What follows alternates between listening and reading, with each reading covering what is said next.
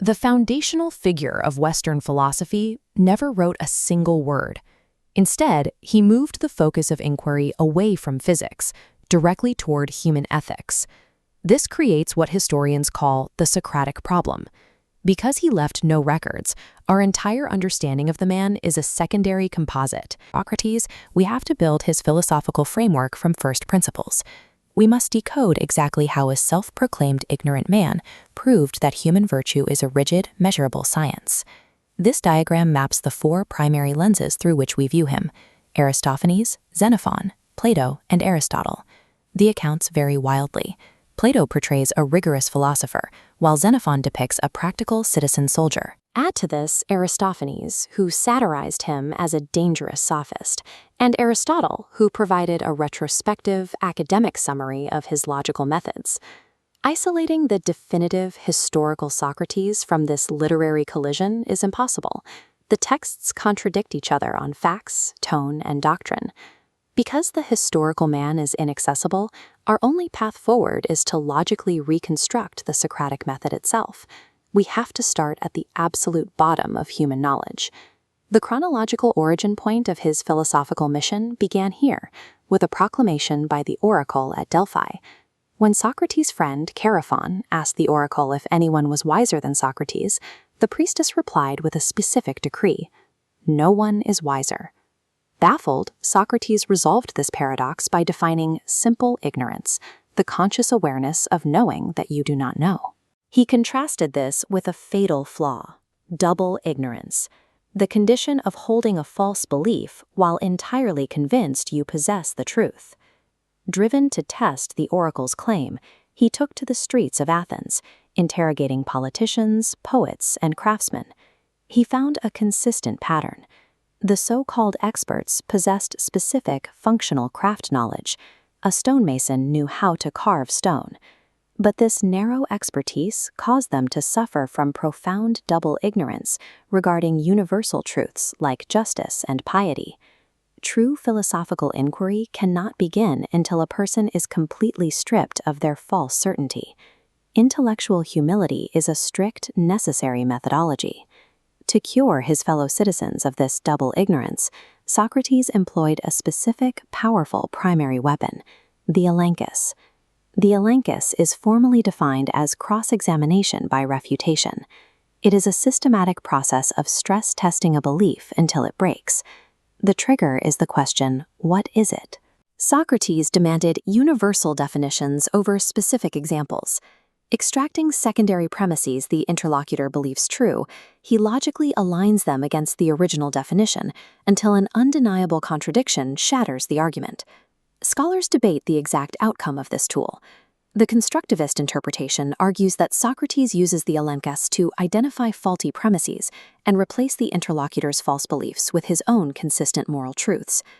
The non-constructivist interpretation counters that the Elenchus establishes no new facts at all. Its only purpose is to expose the interlocutor's profound confusion, forcing them into a state of simple ignorance. This aligns perfectly with his complementary method, the maieutic. Socrates identified himself as an intellectual midwife. His mother delivered children, he delivered ideas. Barren of ideas himself, he merely facilitated the painful labor required for his interlocutors to give birth to logical truths. The Socratic method does not teach facts. It is a destructive and creative engine designed to enforce absolute structural consistency in human belief. By observing how Socrates argued, we can understand what he actually concluded about human morality. This diagram contrasts the conventional view of morality with Socratic intellectualism, specifically his doctrine of the unity of virtue. To Socrates, concepts like justice, courage, and piety are not separate traits. They are simply applied forms of a single unifying property: knowledge. The Greeks had a concept called akrasia, which translates to weakness of the will, knowing the right thing to do, but giving in to temptation and doing the wrong thing anyway. Socrates absolutely denied the existence of akrasia. He maintained that no one errs knowingly or willingly. The logic is strict. Humans act based on what they believe will benefit them.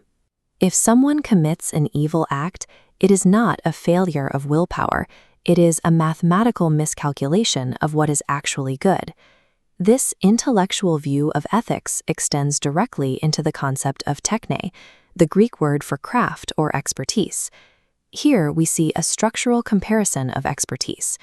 Medicine is a techne that exists strictly to produce a desired result for the patient. A true doctor never practices medicine for their own intrinsic benefit, but for the benefit of the patient. Socrates applied this exact analogy to politics. Ruling is an objective expertise designed entirely for the benefit of the citizen, not for the advantage or profit of the ruling power. Equating virtue with knowledge turns ethics into a hard science. Immoral behavior becomes a literal symptom of intellectual failure. This map shows the borders around Athens during the Peloponnesian War. In this environment, rigid philosophical proofs actively clashed with a fragile state. Athens was reeling from a bloody defeat by Sparta and the subsequent tyrannical reign of a pro-Spartan oligarchy known as the 30 Tyrants. The restored democracy instituted an amnesty, desperate to maintain unity and rebuild.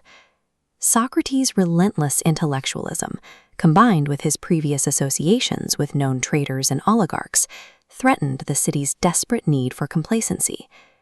Defending himself, Socrates invoked the analogy of the gadfly and the sluggish horse. The city was a massive, sluggish beast, needing to be stung to stay awake. His purpose was to agitate those around him into examining themselves. His relentless questioning served as a deliberate civic intervention, a mechanism to wake a stagnant democracy before it destroyed itself through ignorance. In 399 BCE, the state had enough. Because political charges were blocked by the amnesty, Socrates was brought to trial on religious grounds, impiety and corrupting the youth.